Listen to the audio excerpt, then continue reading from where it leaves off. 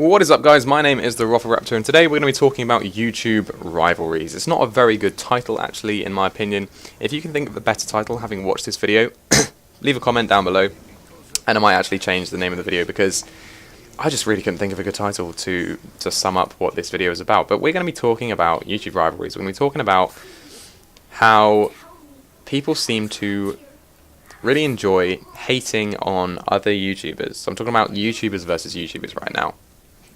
And if you upload videos by yourself, then you probably will have a better appreciation for this topic, but it doesn't mean that you won't understand what I'm talking about if you're not into uploading videos. So stick around, and hopefully this video will make you think a little bit. So I upload mainly Call of Duty tips, tricks, and news. That's my thing. In my time on YouTube, I've done many other things, and I would be a much more successful channel right now if I had stuck to one thing and stopped moving around. But there you go. You live and learn. And that's one approach to doing Call of Duty YouTube. But by the way, little side note, every time I refer to YouTube in this video, I am referring to specifically Call of Duty videos on YouTube. I'm not really concerned with all of the other genres of video on this website, so just to clear that up. But anyway, that's just one approach to doing Call of Duty videos. You could do montages, you could do, I don't even know, reaction videos, trolling videos. But the other main type of channel that I'm focusing on is the type of channel that does very topic-based commentaries, where they will, very like this video. This video is a classic example of it. They're very opinion-based, and channels that only do videos like that are 100% reliant on people warming to them as a person, people finding their personality interesting, their videos entertaining. It's about entertainment, it's about being thought-provoking, and that already, I hope you can realize how different that is as a type of video to my usual type of videos, or the type of videos that Ali or TmarTn do. They're just not really comparable. And basically the reason why I'm doing this video is I am sick to death of hearing commentators that I otherwise really enjoy and respect bashing people like Ali and TmarTn. This video, pretty much, I could have called it sticking up for Ali and TmarTn and all the other guys who do videos like that, including myself, because I feel like we as a genre, as a type of YouTuber, get way more stick and way more hate than we deserve. And if you're already gravitating towards the dislike button just because you're like, oh, Ali and TmarTn, hate those guys, money whores, then you're probably beyond saving. You should probably just don't bother watching the rest of the video. If you're not prepared to be open-minded and think about things in a different way, then there's no point watching this video. And feel free to dislike and leave. You're not welcome here. But if you are a little bit more open-minded, then just reserve your judgment, and let me kind of explain my position to you a little bit more. Hear me out. And as an example, as a sort of analogy, let's talk about the food business. So at one end of the spectrum, you have got McDonald's. Alright, they are a multi-billion-dollar corporation. They are businessmen, first and foremost. And they cater to the mass market. They cater to a global need that people have for fast food, for a quick meal, for something that they know what they're going to get. They don't go there to socialize or anything. It is not a friendly, I would say, it's not really a friendly atmosphere or a friendly establishment. It's simply providing a service. It's quite clinical and business-like in that way. And they are incredibly successful, of course. They cater to that mass market. They know exactly what their aim is, and they are very good at achieving that aim. They're not very inventive or creative. I mean, when was the last time that you saw McDonald's actually innovate a new item on their menus? I mean, yes, they're bringing out stuff every so often, but it's basically just repackaging and rebranding the same old stuff.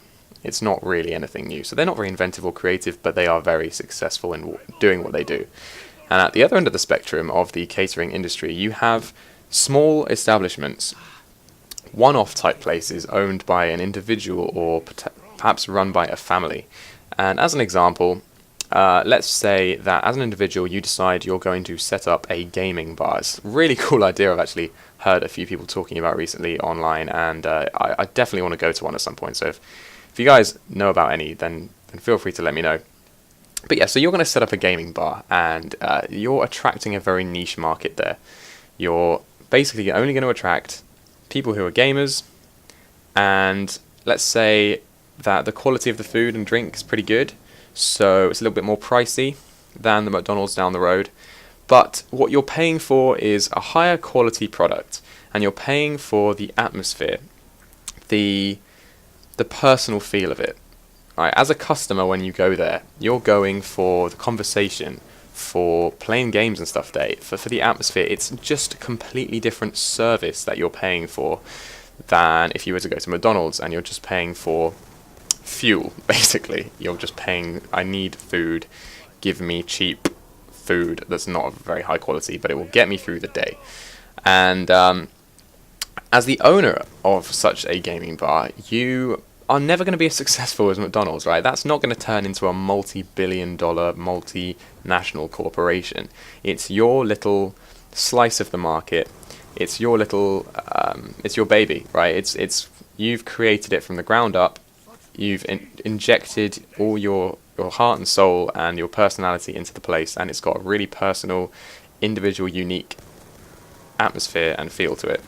Now, if you're the owner of that establishment, do you spend every day of your life hating McDonald's down the road and just wishing that they were, oh, I hate that they're so successful, they're stealing away all my customers, it's just so unfair, like, I work so hard injecting all my personality into this place and people are just going to go to McDonald's instead, and I'm never going to be as successful as them, it's not fair. Of course, you don't do that. That would be utterly ridiculous, because they're not stealing their customers away from you at all. People, like I said, are going to those two different places for two completely different needs, and they're not gonna, when they're in need of a quick meal, they're not gonna come to yours, and when they want to go and hang out somewhere with their friends or meet someone and have a good time, they're not gonna go to McDonald's. No one sits in McDonald's and chats for an hour, okay? It just does not happen. They're two different needs that you're fulfilling. And you are never going to be as successful as McDonald's. It would be so insane to start a small establishment like that and be like, I'm going to be as big as McDonald's one day. Right? It's just not going to happen. Now, what I don't understand is why YouTubers can't be like this. If you're Allier or TmarTn, you are McDonald's. You cater to the mass market.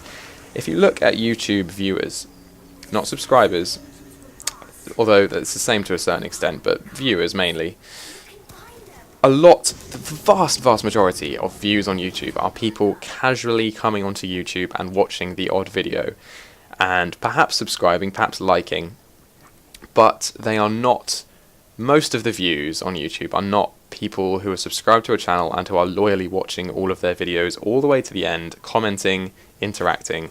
That is the tiny minority.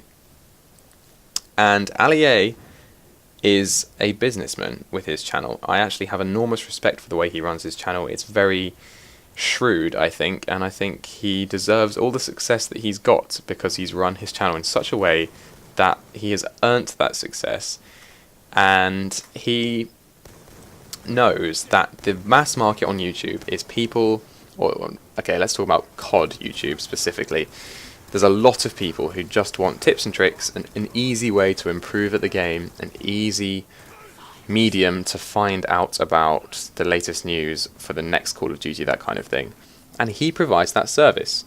He provides that service in an easy to digest way, in short videos that are not particularly rambling or whatever. He is McDonald's. He's going to give them a happy meal. They're going to go on their merry way, and they might subscribe. They might come back if they like the happy meal. Might come back next week for another McDonald's meal when they're in a rush, okay?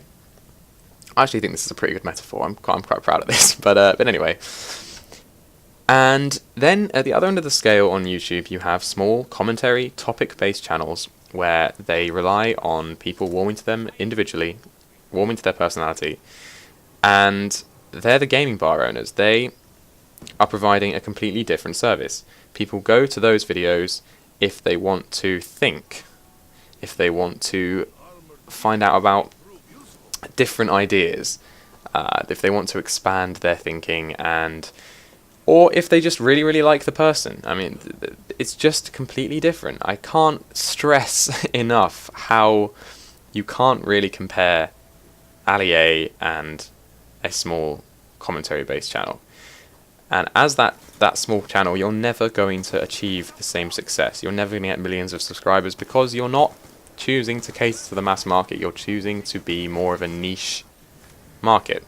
You are only going to attract people who find you personally entertaining. It's all about a personal thing.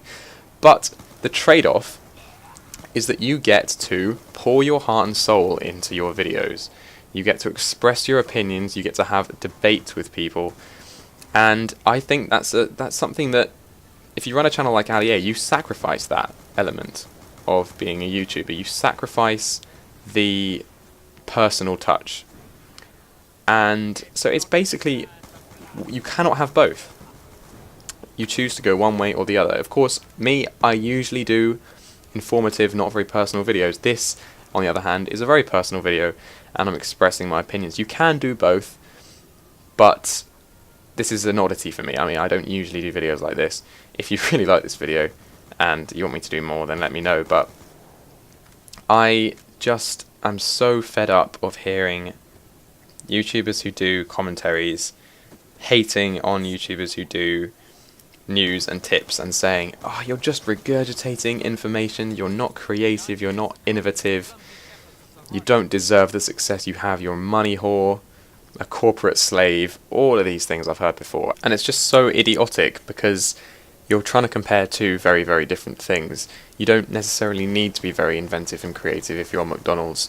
You just need to stick to what you know and deliver the thing to the mass market. If you're Ali A, you don't necessarily need to be creative or inventive. What you need to do is you need to do a hell of a lot of research to find out all the latest news. You have your sources, you try and get... I mean, the whole pressure and stress of trying to get videos up before everyone else is a whole thing that you just don't have to worry about if you're a very commentary based channel and you're not trying to get in there first. It doesn't really matter what else is going on in the community if you're one of those channels, except that you can do commentaries on it, of course. But the whole pressure of trying to be the first to upload that video and all that stuff, that requires a lot of dedicated and disciplined work, and it requires a lot of organization and a lot of research, and they're just skills that are different to what you might need if you're a commentator.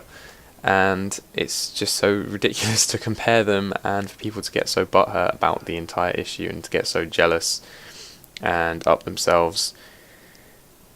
So yeah, that pretty much concludes everything I have to say on this topic, really. I had to edit the end of this commentary quite heavily because I just ended up being really ranty, and I cut all of that out because it started being really incoherent and stupid, and no one really wants to listen to that. But yeah, if you guys did enjoy this type of video where I'm being more of a commentator, I mean, I quite enjoyed making this. It was quite good to vent and to express my opinions on the matter. Then if you are interested in that, leave a like to show your support, and let me know in the comments if you want to see more videos like this. Perhaps leave some topics even for me to commentate about. Anyway guys, thank you very much for watching. Subscribe if you haven't already, and I will see you in my next video. Goodbye.